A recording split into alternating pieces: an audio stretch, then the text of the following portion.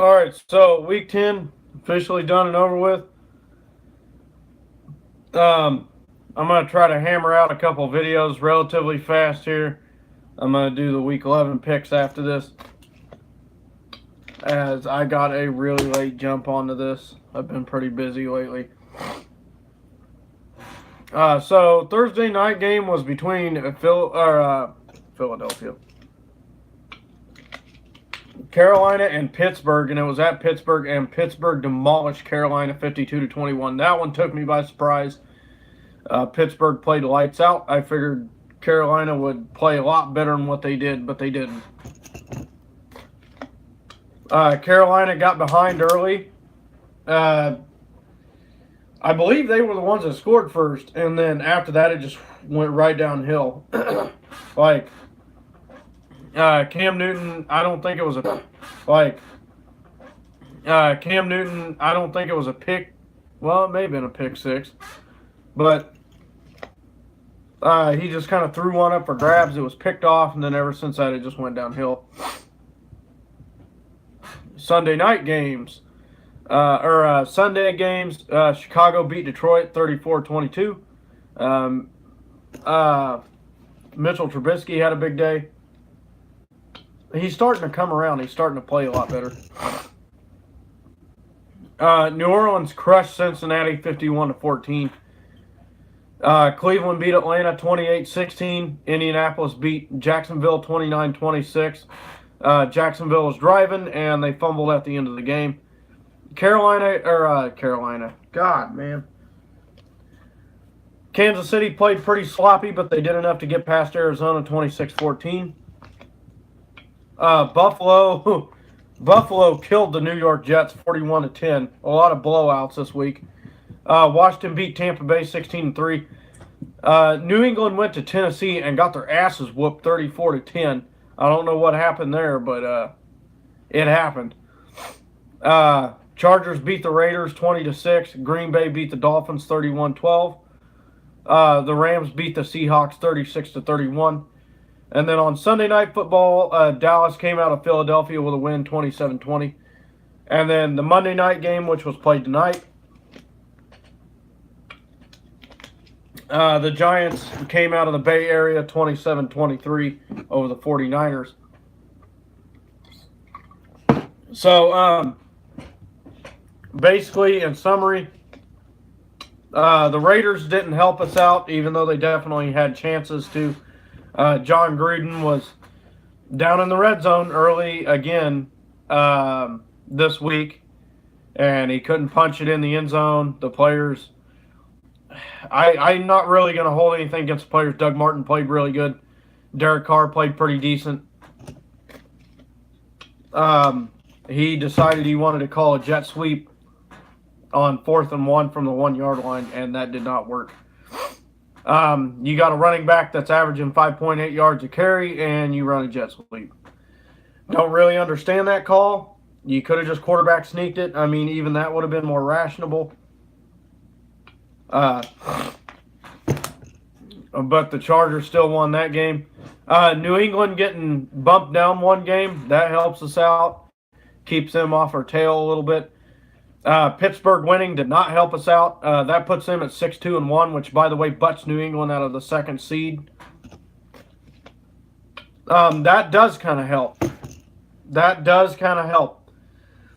Because this forces New England into a wild card spot. I know we're talking about playoffs here, but this is just something that needs to be said, now that we're kind of getting to that point.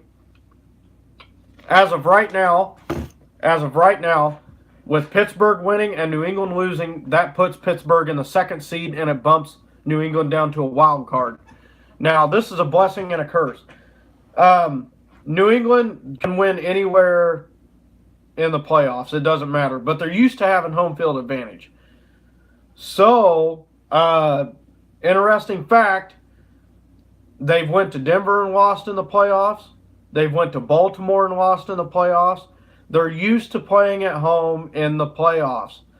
Those big games when it matters, they play just fine at home. On the road, well, they're kind of sketchy. So that's a big deal. Because if New England takes this wild card and Pittsburgh wins out, they might have a tough time in Pittsburgh. They might have a tough time in Kansas City. It would be different. Now, us having to go to Pittsburgh again, that would be a different story. But if New England came in and knocked off Pittsburgh, New England would have to come to Kansas City. Or, if a certain way the wild card works out, which, by the way, the Houston Texans are in the mix. They've been playing pretty hot. They're 6-3, and I believe they would be playing the Chargers in a wild card spot. Now, I'd rather have the Chargers than the Patriots because we seem to have the Chargers' ass over the past 3 or 4 years. But that's that. So that is a big deal. That is a big deal right there. Those two fighting over the number 2 seed because that says a lot. Let's see, what else is there to talk about? Next week for Kansas City is a doozy. We got an extra day to prepare, but it's against the Los Angeles Rams. So that's going to be a tough game. To me, that's a must-win. Number one, to shut the analyst up because they still think the Rams are unstoppable. Number two, to prove the AFC is better than the NFC. And number three, to keep a hold on that number 1 spot. If we do lose this game, it won't really matter because we beat Pittsburgh, so we have the tiebreaker over them. Thus far, if we end with the same record, we would still get the number 1 seed. But we need a plan for that victory. We need to push for that victory. Chargers are playing the Broncos next week. Hopefully they lose that game and it knocks the Chargers down a notch. I think Denver is definitely a team that can beat them. Denver also plays very, very close in the division. And the Chargers are kind of sketchy on close games, especially if it's a quarterback that's, worth being in the game. He could come around and beat them. Other than that, Carolina, that loss hurts because that drops them to 6-3 now, and that puts them even further away from New Orleans, and they got to play New Orleans still twice this year. So that's a doozy for them losing that one.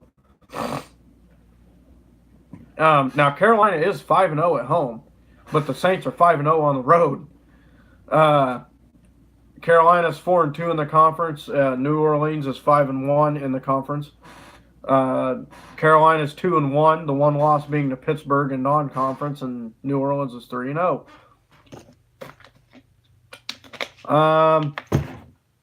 In the last 5 games, Carolina is 3-2. New Orleans is 5-0.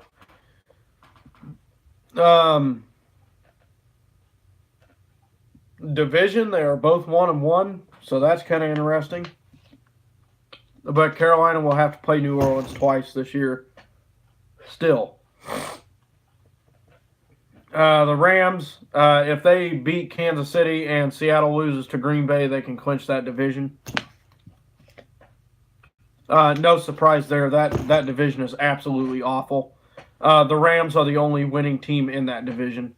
They're 9-1, and Seattle's behind them at 4-5. So, I mean, nobody's catching them in that division. That's just the end of that.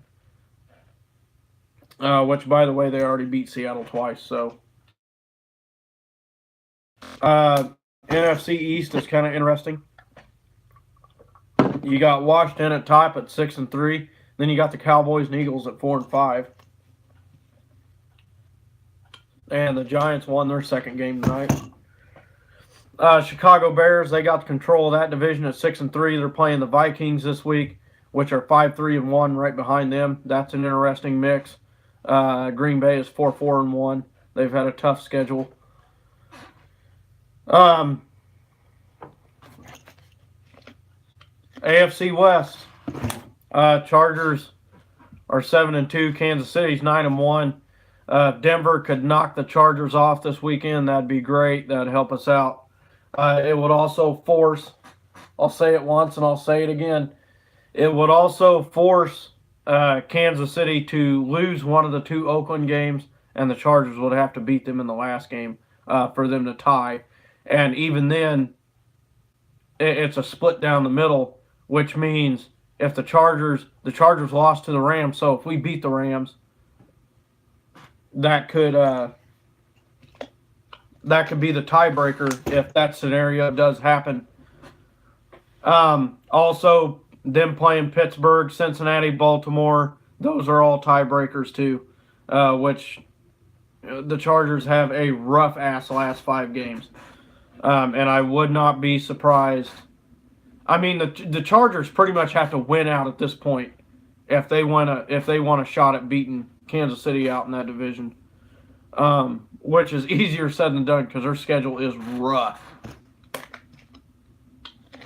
All right, I'm going to get out of here, and we're going to do the Week 11 picks.